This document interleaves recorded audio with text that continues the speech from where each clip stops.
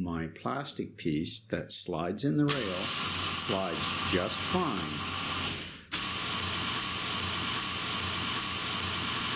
until it gets under any resistance.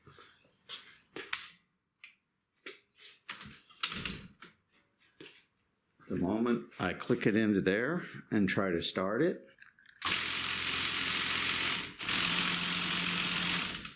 that's what it does.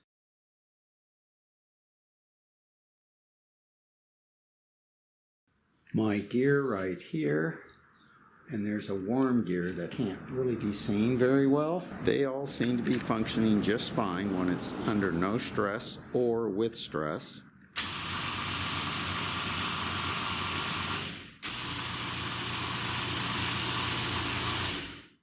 Now I'm going to show you the gears and the belt up above. The belt and all the gears seem to be working just fine.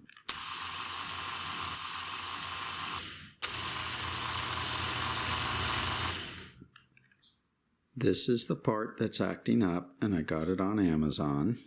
Liftmaster, Craftsman, and Chamberlen's parts are all pretty well compatible with each other.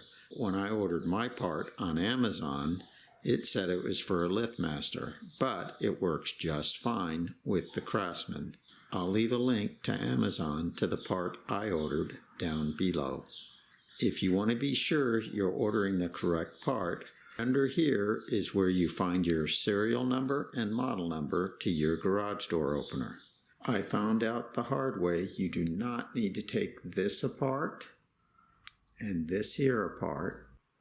While the door was down and held up by the toolbox, this was released. I hit the button to move the plastic part that we're replacing as far to the end as it would go. I unbolted this bolt and that bolt to free the arm. Then I took these two bolts out right here. I did not need to take this pin out over here. I then laid the rail down on top of the door. With my unit unplugged, I came up here and I just turned this by hand to get it to go to the very, very end. If you look, I've still got more to unscrew. There's still a few more threads there. I don't think there's a front or a back, meaning I don't think it matters whether it goes in this way or this way. The part I ordered on Amazon is called a screw drive carriage rack. I just took this carriage rack and pushed it in at the end of the rail. First, I screwed it in manually till I felt comfortable it was in enough that I could plug in the machine, hit the button,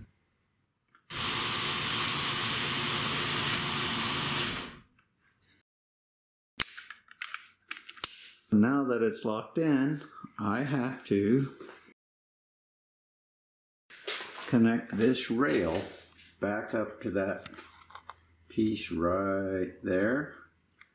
I also had to connect up these two bolts, and I had to adjust the door's travel up and down, which is done right here. I'm uploading this video in June 2023.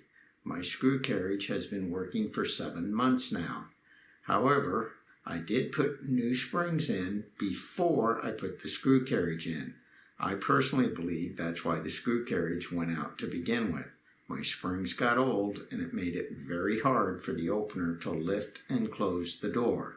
Down below where it says show more is where I left the link to Amazon for the screw carriage part.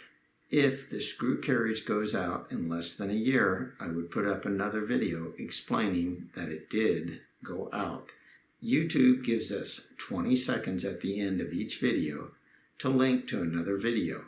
That's where I would put up a video if my screw carriage were to go out before a year passes. After that, I probably wouldn't really worry about it. However, I have another channel called Super 8 to Video, and I'm leaving a link to one of those videos from that channel. So if you have anything to do with Super 8 film, you may want to check that channel out and that video. These last 20 seconds, I always put a Moonset. So when you see that Moonset, that's when you'll see the links to any other videos I suggest.